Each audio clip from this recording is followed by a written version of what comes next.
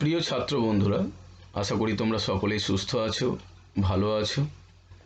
আমরা আগের দিন ক্লাসে মোরা দুই সহোদর ভাই কবিতাটির সম্পর্কে, বিষয়বস্তু সম্পর্কে জেনেছি, বা কবিতার যিনি কবি কাজী নজরুল ইসলাম তার সম্পর্কে জেনেছি, এবং কবিতাটি কোথা থেকে গৃহীত হয়েছে আমরা সেই প্রসঙ্গে আগের ক্লাসে আলোচনা করেছিলাম।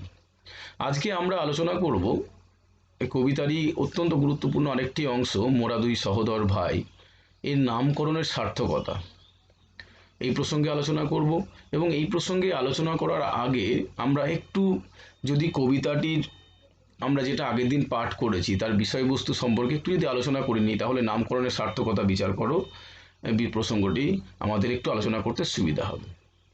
আমরা দেখেছিলাম কবি কাজী নজরুল ইসলাম তার দুই সহোদর ভাই, মোরা দুই সহোদর ভাই কবিতায় হিন্দু আর মুসলিমকে একই মাতার দুই সন্তান রূপে গণ্য করেছিলেন। একই বৃন্তে যেমন দুটি কুসুম বা দুটি ফুল ফোটে, ঠিক একই রকমভাবে ভারত মাতার কোলে হিন্দু এবং মুসলিম এই দুই সম্প্রদায়ের বা দুই সহোদর ভাইয়ের ঠাঁই হয়েছে, সে কথাই কিন্তু এই কবিতায় কবি বলেছিলেন। তার উপর কবি বলেছিলেন সৃষ্টিকর্তা সৃষ্টি করেছেন হিন্দু এবং মুসলিম উভয় সম্প্রদায়ের মানুষকেই। এবং কবি আরও বলেছিলেন যে আমরা নিজেদের মধ্যে বিবাদ কলহগুলো করি বলেই কিন্তু আমাদের এই হীনদশা, অর্থাৎ বাহ্যিক বা বহিরাগত শক্তি আমাদের উপরে সে শাসন বা শোষণ করছে। তার মূল কারণ হচ্ছে আমাদের নিজেদের মধ্যে দ্বন্দ্ব, আমাদের নিজেদের মধ্যে কলহ, তাই আমাদের এই হীনদশা, এ কথা বলেছেন। তারপর কবি বলেছিলেন যে যখন দেশে মড়ক আসে বা মহামারী আসে বা বন্যা আসে বা বৃষ্টিপাত হয়, সেক্ষেত্রে কিন্তু কোনো ক্ষেত্রেই কোনো বিভেদ কিন্তু আমরা দেখি না হিন্দু বা মুসলমান জাতির ক্ষেত্রে। সেক্ষেত্রে উভয় জাতি কিন্তু সমানভাবে ক্ষতিগ্রস্ত হয়। আবার কবি তার সঙ্গে সঙ্গে তুলে ধরেছেন যিনি সৃষ্টিকর্তা, যিনি আশীর্বাদ করেন, যিনি দান করেন, তিনি সকলকেই সমানভাবে দান করেন। ঠিক যেরকমভাবে সূর্য বা চন্দ্রের আলো থেকে কিন্তু কেউই বঞ্চিত হন না হিন্দু বা মুসলিম বলে। অর্থাৎ এক্ষেত্রে কিন্তু উভয় সম্প্রদায়ের মানুষই কিন্তু সমানভাবেই ঈশ্বরের সৃষ্টি বা ঈশ্বরের দান পেয়ে থাকেন। তাই কবি বলেছিলেন বাইরে শুধু রঙের তফাৎ, ভিতরে ভেদ নাই। অর্থাৎ বাইরের দিক থেকে শুধু আমরা নিজেদের মধ্যে রঙের তফাৎ আমরা দেখতে পাই, কিন্তু ভিতরে কিন্তু কোনো ভেদাভেদ নেই। এখানে সেই কথাই কবি বলেছিলেন। আমরা এটা দেখলাম বিষয়বস্তুর কথা। এবার আমরা আলোচনা করব কবিতার নামকরণের সার্থকতা। আমরা আগের ক্লাসে বলেছিলাম যে সাহিত্য বা কবিতার ক্ষেত্রে নামকরণ কিন্তু অত্যন্ত গুরুত্বপূর্ণ একটি বিষয়। নামকরণের মধ্যে দিয়েই কিন্তু কোনো বিষয় সম্পর্কে, কোনো বিষয়বস্তু সম্পর্কে কিন্তু আমরা একটা আগাম ধারণা বা আমাদের মনের মধ্যে একটা চিত্র তৈরি হয়। তাই এই যে মোরা দুই সহোদর ভাই কবিতাটির নামকরণ সার্থক হয়েছে, এ কারণেই আমি বলবো। তার কারণ কবি এই কবিতাটিতে হিন্দু এবং মুসলমান দুটি ভিন্ন সম্প্রদায়ের মানুষকে দুই ভাই হিসাবে গণ্য করেছেন। যেহেতু তারা ভারত মাতার কোলে বসবাস করে, ভারত মাতার কোলে বিরাজ করে, তাই তাদেরকে সহোদর ভাই রূপে তুলে ধরেছেন। কবি একই সঙ্গে সঙ্গে বলেছেন যে তারা একই মায়ের গর্ভজাত সন্তান, তারা একই মাটিতে বসবাস করে, এবং একই ঈশ্বর বা একই সৃষ্টিকর্তা উভয় সম্প্রদায়ের মানুষকে সৃষ্টি করেছেন। উভয় সম্প্রদায়ের মানুষকেই কিন্তু তৈরি করেছেন যিনি, তিনি একজনই ঈশ্বর। এবং তারপর কবি বলেছেন যে তাদের মধ্যে যে পার্থক্য সেটা কেবল বাহ্যিক জগতের বা বহিরাগতভাবে তাদের মধ্যে পার্থক্য লক্ষ্য করা যায়, কিন্তু ভিতরের দিক থেকে তাদের কোনো পার্থক্য নেই। আবার দেশে যখন কোনো প্রাকৃতিক বিপর্যয় ঘটে, যখন কোনো মড়ক আসে বা কোনো মহামারী আসে বা বন্যা আসে, কিংবা যখন অতিরিক্ত বৃষ্টিপাত হয়, সেক্ষেত্রে কিন্তু উভয় জাতির বা উভয় ধর্মের মানুষ কিন্তু সমানভাবেই ক্ষতিগ্রস্ত হয়। তখন ঠিক যেরকমভাবে হিন্দুরা মারা যায়, একই রকমভাবে মুসলিমও মারা যায়। সর্বোপরি মানুষের মৃত্যু ঘটে। তাই কবি আরও বলেছেন যে চাঁদের আলো বা সূর্যের আলো, চাঁদের জ্যোৎস্না থেকে যেমন হিন্দু মুসলমান উভয়ই পায়, ঠিক সূর্যের আলো একই রকমভাবেই পেয়ে থাকে। তাই বাইরে থেকে শুধু রঙের তফাৎ, ভিতরে কোনো ভেদাভেদ নেই। এই যে লাইনটার মধ্যে দিয়ে কবি বলতে চেয়েছেন যে মূলত সবাই একই এবং সবাই মানুষ এবং সবাই আমরা ভারত মাতার সন্তান। এক্ষেত্রে আমরা কবির দেওয়া যে শিরোনাম মোরা দুই সহোদর ভাই একদম সার্থকভাবে প্রযুক্ত হয়েছে বলে মনে হয়। কিভাবে সার্থকভাবে প্রযুক্ত হয়েছে বলে মনে হয়? তার কারণ কবি কাজী নজরুল ইসলাম তার আলোচ্য যে কবিতায় তিনি হিন্দু মুসলিম দুটি পৃথক জাতির অভিন্নতাকে বুঝিয়েছেন।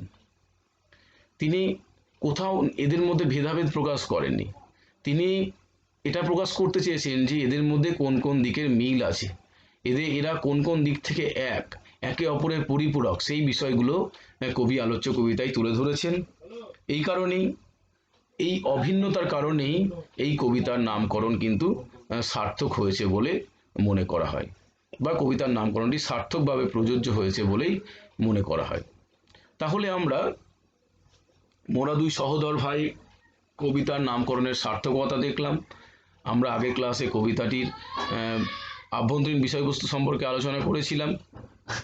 এবার আমরা আমাদের এই পাঠ্যের যে হাতে কলমের যে প্রশ্নগুলি আছে, আমরা যদি সেদিকে একটু দৃষ্টিপাত করি তাহলে দেখব যে এই কবিতায় কিছু লাইন আছে, যে লাইনগুলির কিন্তু অনেক সময় ব্যাখ্যা পরীক্ষার সময় চাওয়া হয়। যেমন প্রথমে একটি প্রশ্ন দেওয়া আছে 2-এর দাগে, মোরা দুই সহোদর ভাই কবিতায় সহোদর কারা? সহোদর বলতে একই উদর বা একই মায়ের গর্ভজাত, তাদেরকে আমরা সহোদর বলি। এক্ষেত্রে সহোদর কারা? এক্ষেত্রে লিখতে হবে যে মোরা দুই সহোদর ভাই কবিতায় হিন্দু কবি কাজী নজরুল ইসলাম হিন্দু এবং মুসলিমকে সহোদর রূপে ব্যক্ত করেছেন। আমাদের এই হীনদশা এই তাই, আমাদের এই হীনদশার কারণ কি? যেটা ঠিক আমি একটু আগেই আলোচনা করছিলাম যে আমাদের এই হীনদশার কারণ মূলত আমাদের নিজেদের মধ্যে দ্বন্দ্ব, নিজেদের মধ্যে অন্তর্কলহ, নিজেদের মধ্যে বিভেদ, এইগুলোর জন্যই মূলত আমাদের এই হীনদশা। এই হীনদশা বলতে আমাদের এই পরাধীনতার যে গ্লানি, সেই গ্লানির কথাই এখানে বলা হয়েছে। বাইরে শুধু রঙের তফাৎ, ভিতরে ভেদ নাই। রঙের তফাৎ বলতে কি কবি কি বুঝিয়েছেন? আমি আগের দুটো ক্লাসে, আজকে এবং আগের দিন দুটো ক্লাসে কিন্তু এই লাইনটির ব্যাখ্যা করেছি। বাইরে শুধু রঙের তফাৎ, ভিতরে ভেদ নেই বলতে কবি বোঝাতে চেয়েছেন আমাদের বাহ্যিক যে আবরণ, অর্থাৎ বাইরে থেকে দেখলে আমাদের মধ্যে কিন্তু বিভেদ বা পার্থক্য পরিলক্ষিত হয় হিন্দু মুসলমানের মধ্যে, কিন্তু অন্তরের দিক থেকে আমাদের মধ্যে কোনো ভেদাভেদ নেই, আমরা কিন্তু এক এবং অভিন্ন। এই কথাটি কবি বোঝাতে চেয়েছেন রঙের তফাৎ বলতে। এই প্রশ্নগুলো মূলত 1 নম্বরের আসতে পারে কিংবা 2 নম্বরের আসতে পারে, যেগুলো প্রশ্নের মান সাধারণত 1 কিংবা 2 হয়, এবং যেগুলো মূলত 20টি 1 নম্বরের যদি প্রশ্ন হয় সেক্ষেত্রে 20টি শব্দের মধ্যে লেখার চেষ্টা করতে হবে, কম বেশি 20টি, এবং 2 নম্বর হলে সেক্ষেত্রে কম বেশি 30টি শব্দের মধ্যে লেখার চেষ্টা করতে হবে। পরে আরেকটি প্রশ্ন দেওয়া আছে, খুব গুরুত্বপূর্ণ প্রশ্ন, সেটি হচ্ছে এক বৃন্তে দুইটি কুসুম এক ভারতের ঠাঁই, পংক্তিটিতে প্রদত্ত উপমাটি ব্যাখ্যা করো। এই প্রশ্নটি কিন্তু আমরা যদি বিগত সালের প্রশ্নগুলো একটু দেখি তাহলে দেখব এই প্রশ্নটি বারবার ফিরে আসে বিভিন্ন সময়, দ্বিতীয় বার্ষিক পরীক্ষায় কিংবা তৃতীয় বার্ষিক পরীক্ষায় এই প্রশ্নটা কিন্তু আসেই যে এক বৃন্তে দুইটি কুসুম এক ভারতের ঠাঁই, এই উপমাটির ব্যাখ্যা চেয়েছে। আমরা সকলেই আশা করি এই উপমাটির ব্যাখ্যা দিতে সমর্থ হব, কারণ আমরা দুটো ক্লাসেই এই লাইনটি নিয়ে আলোচনা করেছি। কীরকম বলেছিলাম যে এক বৃন্তে দুইটি কুসুম এক ভারতের ঠাঁই, কবি বোঝাতে চেয়েছেন ঠিক একই বৃন্তে যেমন দুটি কুসুম প্রস্ফুটিত হয় বা দুটি ফুল প্রস্ফুটিত হয়, ঠিক একই রকমভাবে আমাদের ভারত মাতার কোলে হিন্দু এবং মুসলমান উভয় জাতি কিন্তু ভারত মাতার কোলে বিরাজ করছে একই বৃন্তে দুটি কুসুমের মতোই। এইভাবে লাইনটিকে ব্যাখ্যা করতে হবে। এবং পরবর্তী যে প্রশ্ন, সব জাতিরই সকলকে তাঁর দান যে সমান করে, কার কোন দানের কথা বলা হয়েছে? এখানে কার দানের কথা বলা হয়েছে? যিনি সৃষ্টিকর্তা, যিনি ঈশ্বর, তাঁর দানের কথা এখানে বলা হয়েছে। তিনি তার সুভাশিস যেরকমভাবে দান করেন, অর্থাৎ প্রকৃতিগতভাবে তিনি যেগুলো দান করে থাকেন সেই সব দানের কথাই কিন্তু বলা হয়েছে। কোন দানের কথা বলা হয়েছে? ঠিক যেরকমভাবে চন্দ্রের জ্যোৎস্না থেকে যেমন কেউ বঞ্চিত না হয়, হিন্দু মুসলিম উভয় সম্প্রদায়ের মানুষ সমানভাবে পেয়ে থাকে, আবার সূর্যের আলোক থেকেও কিন্তু কেউ বঞ্চিত হয় না। উভয় সম্প্রদায়ের মানুষকে সমানভাবে দেওয়া হয়। তাই প্রকৃতির অর্থাৎ সৃষ্টিকর্তার এই যে দান, সেক্ষেত্রেও কিন্তু কোনো বিভেদ থাকে না। কারণ সৃষ্টিকর্তা যিনি হিন্দুদের সৃষ্টি করেছেন বা যিনি হিন্দু সম্প্রদায়কে সৃষ্টি করেছেন, তিনিই কিন্তু মুসলিম সম্প্রদায়কেও সৃষ্টি করেছেন। তাই যিনি দান করেন অর্থাৎ যিনি সৃষ্টিকর্তা, যিনি ঈশ্বর, তিনি উভয় সম্প্রদায়ের মানুষকে, উভয় ধর্মের মানুষকে, উভয় বর্ণের মানুষকে সমানভাবে দান করেন। তার মধ্যে কোনো বিভেদ থাকে না। এখানে সেই উক্তিরই অবতারণা করা হয়েছে। আরেকটি লাইন, আমি শেষ প্রশ্ন আজকের ক্লাসে যেটি আলোচনা করব সেটি হচ্ছে, চাঁদ সূরজের আলো কেহ কম বেশি কি পায়? ইনভার্টেড কমা ক্লোজ, চাঁদ ও সূরজের আলো কি? কবির এই প্রশ্নটির অন্তর্নিহিত অর্থ বুঝিয়ে দাও। চাঁদ সূরজের আলো কি? চাঁদ কি? আমরা প্রত্যেকে জানি চন্দ্র, যার জ্যোৎস্না থেকে কেউ বঞ্চিত হয় না। আবার সূর্যের আলো মানে সূর্যের আলোর কথা বলা হয়েছে। সূর্যের আলো থেকেও কিন্তু কেউ বঞ্চিত হয় না, প্রত্যেকেই সমানভাবেই পায়। এখানে চাঁদ ও সূর্যের আলোর কথাই বলা হয়েছে, চাঁদ সূর্যের আলো কি বলতে। প্রশ্নটি যদি অন্তর্নিহিত অর্থ বা উপমাটি যদি আমরা অন্তর্নিহিত অর্থ ব্যক্ত করতে যাই, তাহলে বলতে হবে যে আকাশে দিনের বেলা সূর্য এবং রাত্রিবেলা চাঁদ অবিরত আলোদান করে জগৎকে আলোকিত করে। আমরা প্রত্যেকে এটি জানি যে দিনের বেলা সূর্য ওঠে এবং আমাদের পৃথিবীকে আলোকিত করে, ঠিক একই রকমভাবে রাত্রে আমাদের কিন্তু চন্দ্র তার জ্যোৎস্না দ্বারা পৃথিবীকে আলোদান করে। তারা আলোদানের ক্ষেত্রে কোনো বৈষম্য করে না।